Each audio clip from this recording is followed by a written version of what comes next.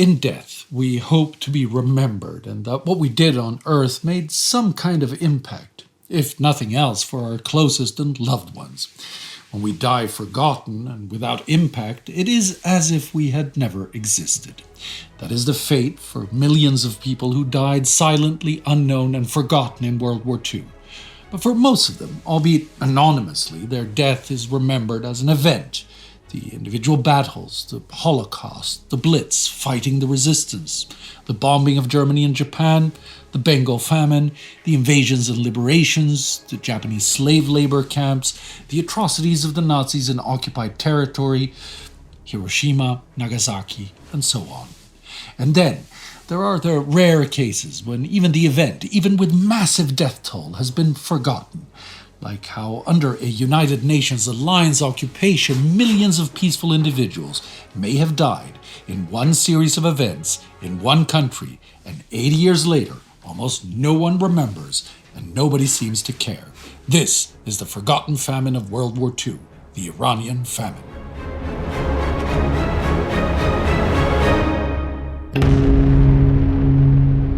Before we start today's program, here's a word from the Time Ghost Army. Never forget. Never give up. Never surrender.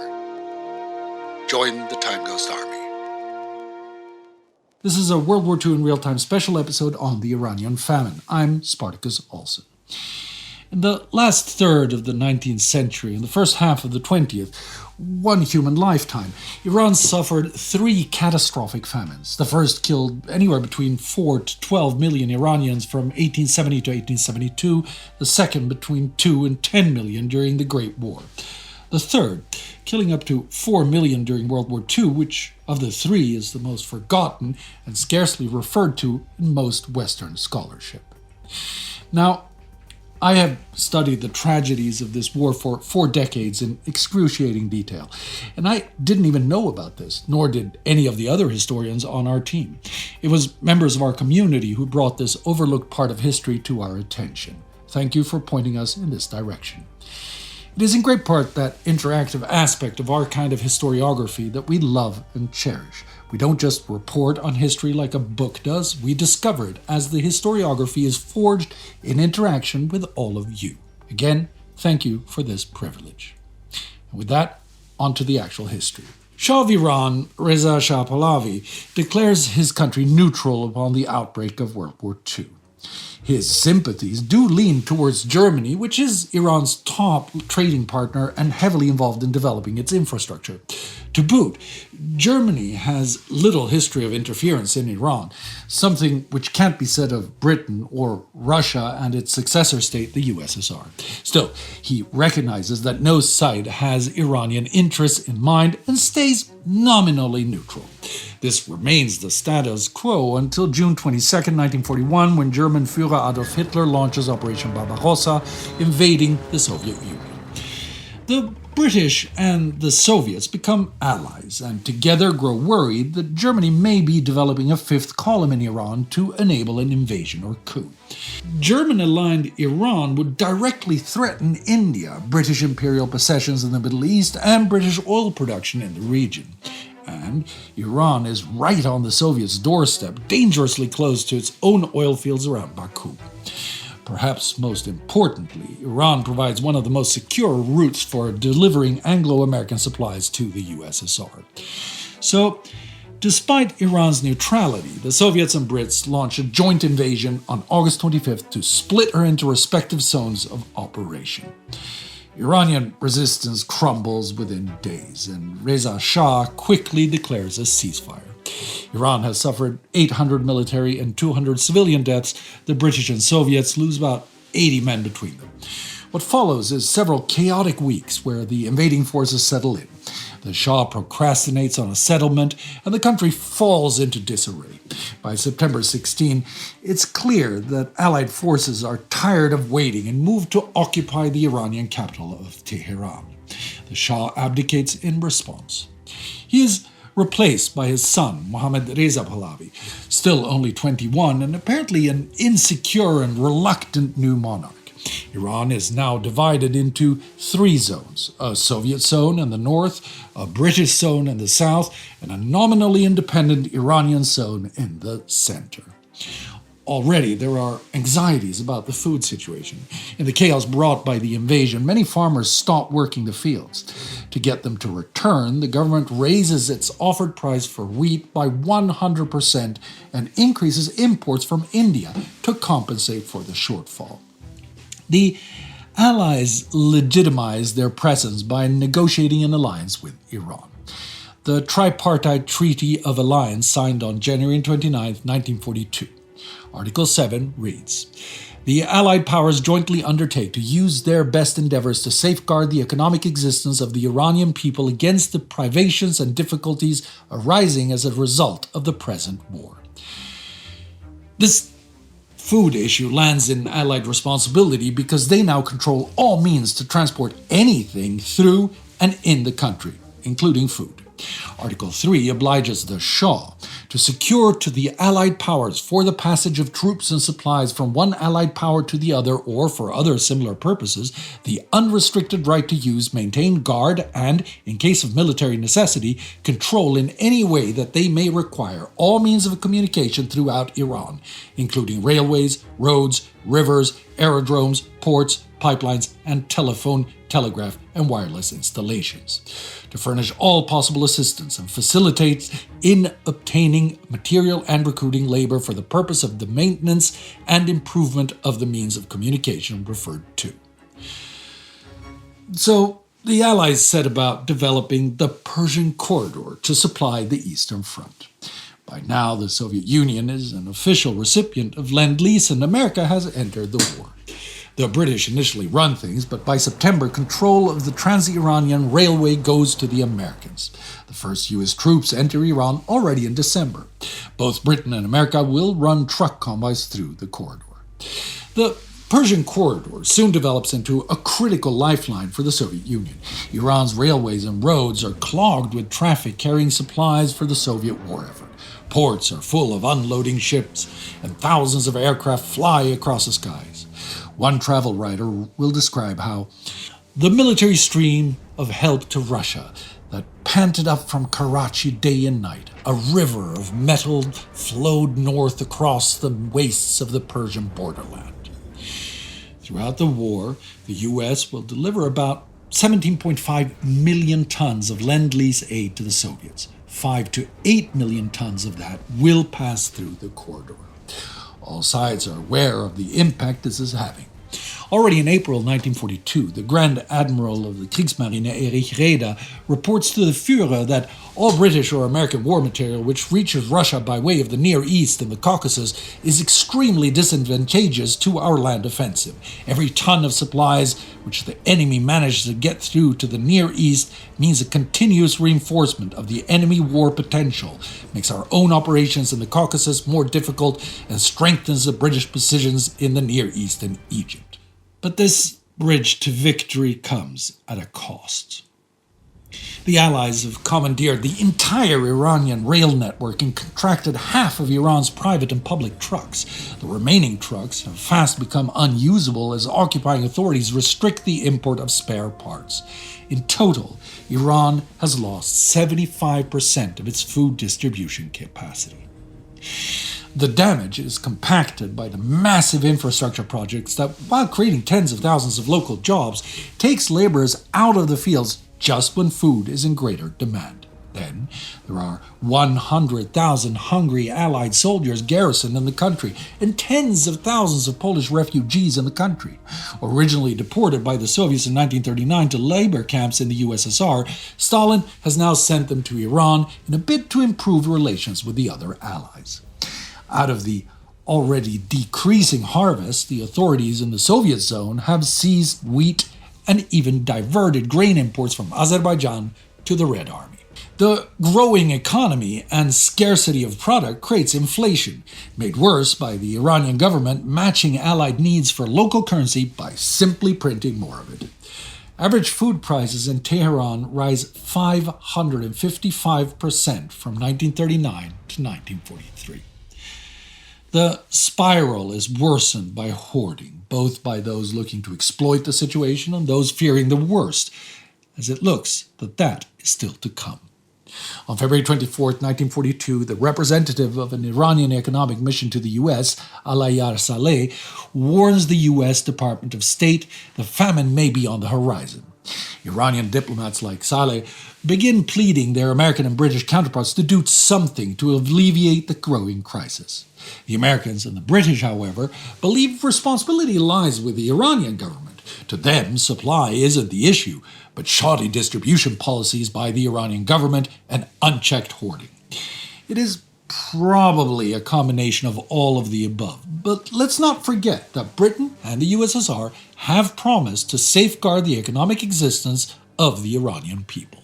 In April 1942, the Iranian government reports that it needs 160,000 tons of wheat to make it until the harvest of August 1943. The British set Iranian needs to 30,000 tons, coming in at shipments of 6,000 per month. Consul General in Iran, Claremont Scrine, will later sum up the reasoning. Which carry was the more urgent, gunny bags and shellac for the Kremlin, or wheat for the road laborers and the bread queues at Sahedan and Kash? By the second quarter of 1942, famine conditions are rapidly developing in parts of the country, especially in the more arid British-occupied south reliant on food supplies from the north. The capital is also suffering, as one civilian writes to a relative in July 1942. Living in Tehran is becoming impossible with the prices of everything soaring sky high. The barest necessities of life cost a fortune, and prices are 3 to 4 times higher than they were a few months ago. Bread is difficult to obtain, and unless you go at a certain time, you get no bread at all. Tensions rise, with rioting increasingly common across the country. The food crisis brings down the government in August 1942. When American reporters ask new Prime Minister Ahmad Qam what his program for the country is, he holds up a loaf of bread. "This is my program. If I can put bread of good quality in hands of all Iranians, other problems will be easy to solve."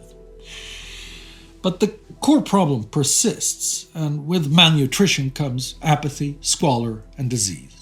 Numerous reports from various Allied agencies now note the increasingly desperate conditions. In one report, an American advisor to the Iranian Gendarmerie observes how he witnessed a general atmosphere of underfeeding throughout his southward journey from Tehran, but notes things are particularly bad in the Arab-populated southern areas. The people are dirty, half-starved, ragged, lazy, and diseased. Many blind people and more evidence of trachoma, infantile paralysis, club feet, and Solak were seen than in any other part of the country visited so far. Solak appears to be some type of boil caused by a fly bite. Things do seem to be somewhat better in the more arable Soviet zone, but that comes at the cost of not alleviating things in the British and Iranian zones by regional exports. American officials are now growing increasingly sympathetic and lean on the British to agree to a food declaration of some kind. But the British won't budge until control of Iranian currency is taken out of the hands of the Iranian parliament, the Majlis, and handed to an independent Iranian commission. This will apparently be much more efficient in supplying the Allies with local cash and remove it as a bargaining chip for the Majlis in their dealing with the Allies. The Majlis finally consents to empowering a currency commission in November 1942. The victorious British quickly agree to a food declaration. On December 4th, the American, British, and Iranian governments signed the Tripartite Food Declaration. It asserts that food distribution is Iran's prime responsibility, but that the British and Americans will guarantee a sufficient bread supply until the 1943 harvest. The Iranians must also implement recommendations from an American advisor to the Minister of Food and the Road Transport. They also agree to import 25,000 tons of wheat, but the British stall on officially announcing this to extract further political concessions. Separately, the Soviets have agreed to release 7,500 tons of Azerbaijani wheat to Tehran. It takes a while to arrive, though, and the plight of many Iranians goes unrelieved. By early December 1942, the riots from the countryside have spread to the capital. On the 8th, thousands of demonstrators gather outside the Mailis with chants of, "You may kill us, but we must have bread." The initial crowds are mainly students and mothers, but soon other groups also start showing up to voice their anger. There is some evidence that the Shah and his allies instigate the protests to launch a coup and establish a military government. Conspiracy or not, the police do little to stop the rioters as they run the streets of Tehran, smashing windows and looting stores. One group storms the Mailis and another raids the house of Prime Minister Kovan. The police and army arrive in greater force in the evening, and as darkness sets in, the mobs disperse. But they return the next day, and the police and army react forcefully.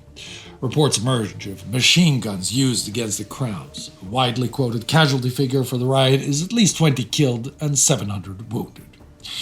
British and Soviet troops enter the city to permanently occupy Tehran and keep order. With the riots and new political intrigue continuing, the Kovan government soon falls, while British officials continue stalling in delivering sufficient wheat. So the sad story of hunger continues in the first months of the year. In March 1943, a British naval attaché reports, "Tehran is still on the verge of starvation and the daily death rate has trebled. A complete breakdown of bread supply has been averted by good luck, then by management, and the bread issue is almost uneatable." It's the Soviets who are coming to the rescue. Not wanting to lose their influence in the region to the Western Allies, in mid-April, they announce they will start shipping wheat to Tehran. The trade-off is again more concessions from Iran in other areas of the economy and imports from the USSR. By May, Anglo-American supplied wheat is also arriving at the quantity and frequency promised. There is now enough wheat to last until the harvest of 1943. And when yields from that harvest are high, the Allies agree to use some of their trucks to help with distribution. Yet, the suffering is not over. A typhus epidemic is now in full swing. The magnitude is hard to judge, but Tehran appears to be the hardest hit. An OSS reports in May 1943 states that the daily death rate in the city has risen to 80. And even though the food stores have begun to fill, widespread, tangible improvements are yet to be seen. Death from starvation is still widespread, especially in the south, as one British press attaché will observe in 1944. The older people were in many cases emaciated, and the children with swollen bellies, eye diseases were common, beggars were numerous, the people were dressed in rags, many of them almost naked. Hunger and disease will continue to intermittently blight Iran throughout the rest of the war, although the Allies will also be more proactive in alleviating the situation. It is difficult to estimate the total death toll. No one is keeping track. Fast-forwarding into the 21st century, Mohammad Gholi Maid will be one of the few scholars to attempt to document these events in depth. His conclusion is that 3 to 4 million Iranians succumbed to famine and disease during the Allied occupation. He comes to this by working out what the Iranian population should have been in 1944 according to the birth rates indicated by population reports and census on either side of the war years. According to Maid, the population in 1944 should have been 16 to 16.5 million. Instead, it was 12 million.